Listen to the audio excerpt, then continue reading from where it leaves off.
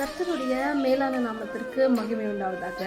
இன்றைய நாளிலும் கூட ரொம்ப நாள் கழித்து இந்த ஒரு வசன தியானத்தில் உங்களை சந்திக்கிறதுல எனக்கு ரொம்ப சந்தோஷம். ஸோ இந்த நாளில் கூட ஒரு முக்கியமான காரியம், ஒரு டவுட்ஃபுல்லான சூழ்நிலை நீங்கள் இருப்பீங்கன்னா இந்த வசனம் உங்களுக்கு உதவியாக இருக்கும்னு நான் நம்புகிறேன்.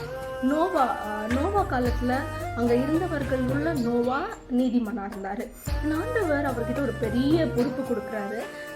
இந்த ஒரு க்ரைட்டீரியாவில், இந்த ஒரு அளவுகளில் நீ ஒரு வேலை உண்டாக்கணும் அப்படின்னு சொல்லி.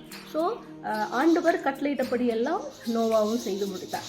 அதுக்கப்புறம் ஆண்டவர் இதெல்லாம் சொல்கிறாரு என்னென்னா, 7 நாளைக்கு அப்புறம் பெரிய ஒரு அழிவு வரப்போகுது. நீங்கள் என்ன பண்ணுங்க அப்படின்னா, எல்லா உயிரையும் சுத்தமுள்ள ஜோடிகளில் உயிரினங்களில் 7 ஜோடியும், சுத்தமில்லாததில் ஒவ்வொரு ஜோடியும் நீங்கள் எல்லாம் சேர்த்துக்கணும். அதுன்னு எல்லாம் சொல்லி ரெடி பண்ணிட்டாரு.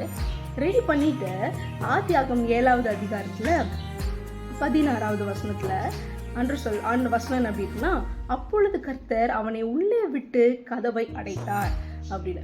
இப்போது இவ்வளோ பெரிய விஷயத்த நோவா கிட்ட கொடுத்த ஆண்டவர் கதவை சாத்த அவருக்கு தெரியாதா? நோவாவுக்கு அவர் தான் அந்த பேலையை கட்டினாரு, ஜன்னல் வச்சாரு, கதவு வச்சாரு. கதவு வச்சு நோவாவுக்கு கதவு அடைக்க தெரியாதா? ஆனால் அந்த கதவு அடைக்கிற வேலையை ஆண்டவர் செய்கிறார். அவனை உள்ளே விட்டு கர்த்தர் கதவை அடைத்தார் அப்படின்னு சொல்லி. ஆண்டவர் இன்னைக்கு கூட உங்களுடைய வாழ்க்கையில் நிறைய சூழ்நிலைகளில் உடைய கதவுகள் அடைக்கப்பட்டிருக்கலாம். ஆனால் நீங்கள் அதில் ரொம்ப எக்ஸ்பெக்டேஷனோடு இருப்பீங்க. இன்னொன்று என்னென்னா, நீங்கள் யோசிச்சு பாருங்கள், சும்மா நம்ம எங்கேயாவது 2 நாள் பிக்னிக் போகிறோம், ட்ரிப்பு போகிறோம் அப்படின்னாலே எல்லாத்தையும் எடுத்ததுக்கப்புறமும் கிளம்புனதுக்கப்புறம் ஒரு கன்ஃபியூஷன் இருக்கும். நான் இதை எடுத்துட்டேனா, அதை விட்டுட்டேனா, திருப்பி வரலாமா அப்படின்லாம். ஸோ இவ்வளோ பெரிய காரியத்தை பண்ண நோவாவுக்கும் கண்டிப்பாக இருந்திருக்கும், எல்லாத்தையும் சரியாக பண்ணிட்டோமா அப்படின்னு. அந்த பொறுப்பை ஆண்டவர் எடுத்து ஆண்டவர் கதவை அடைத்தார்.